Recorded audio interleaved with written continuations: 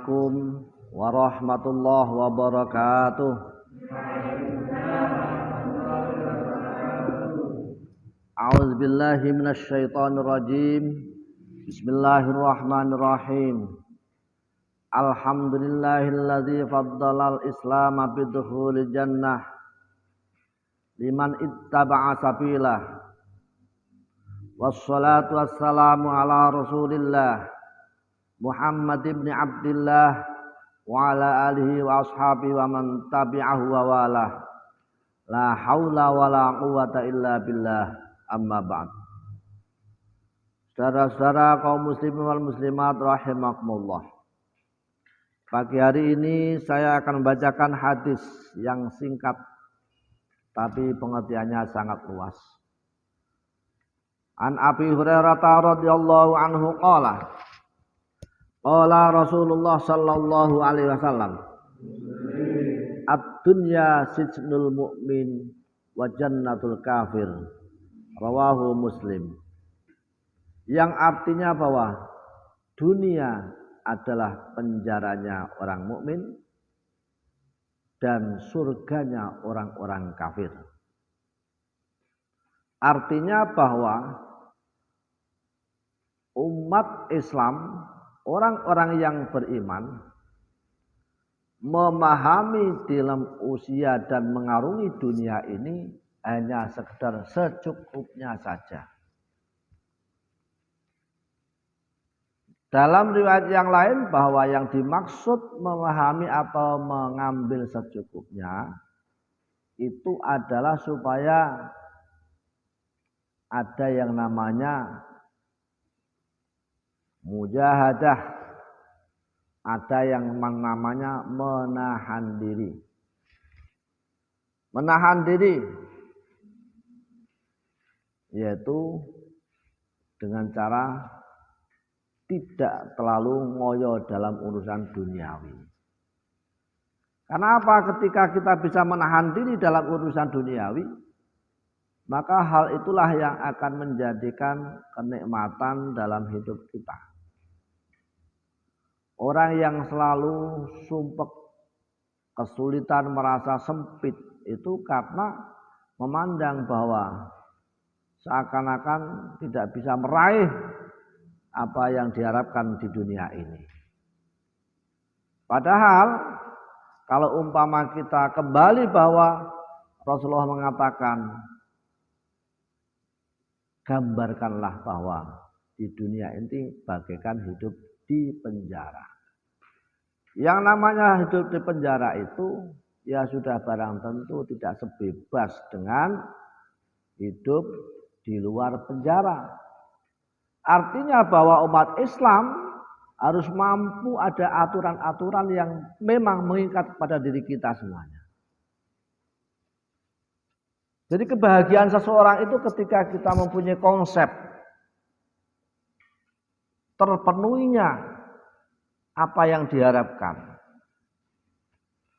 Anak-anak sekolah itu bahagia di saat dia terpenuhi pelajaran bisa, aturan ditaati, ya, guru diikuti, PR dikerjakan. Itu namanya mencapai standar dari anak yang diharapkan oleh aturan sekolahan. Ketika terpenuhinya, maka itulah kesuksesan. Bahagia. Dia ketika menjadi orang yang atau anak yang paling pinter, taatnya bukan main, terus kemudian semuanya dikerjakan dengan penuh, maka berangkat sekolah dia pasti akan senang. PR saya sudah yakin benarnya, ya.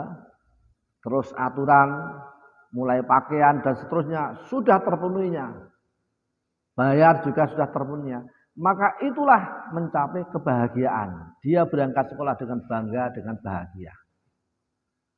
Begitu juga dalam Islam, ketika Islam menggarisi bahwa aturan ini tidak boleh, ini tidak boleh, ini tidak boleh, tapi ternyata bisa terlaksana semua, maka itulah menjadi orang yang paling bahagia.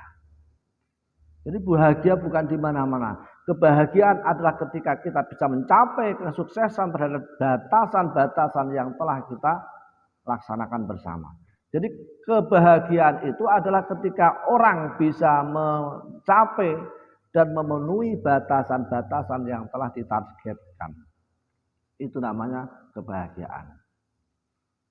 Maka ketika umat Islam diberi batasan bahwa hiduplah di dunia ini bagaikan hidup di penjara, berarti maka konsekuensinya kita harus menjadi orang yang qanaah atau menerima apa adanya. Qanaah itu adalah neriman, cara bahasa Jawa ini.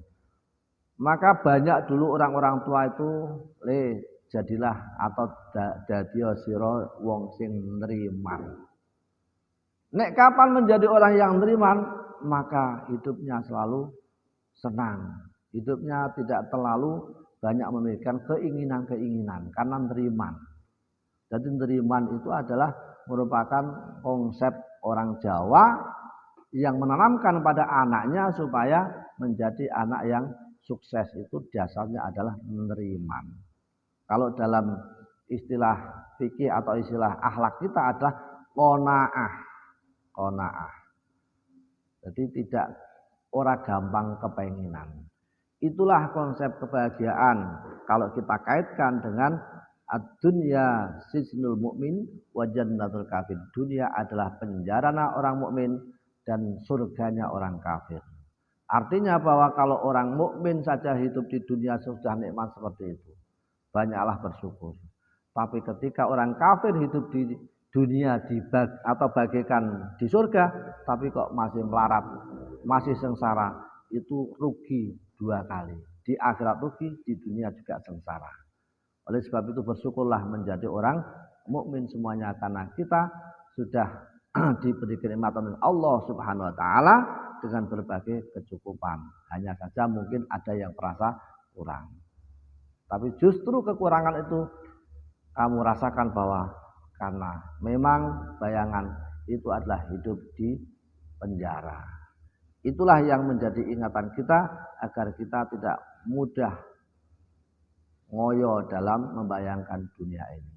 Terima kasih, mudah-mudahan ada baiknya.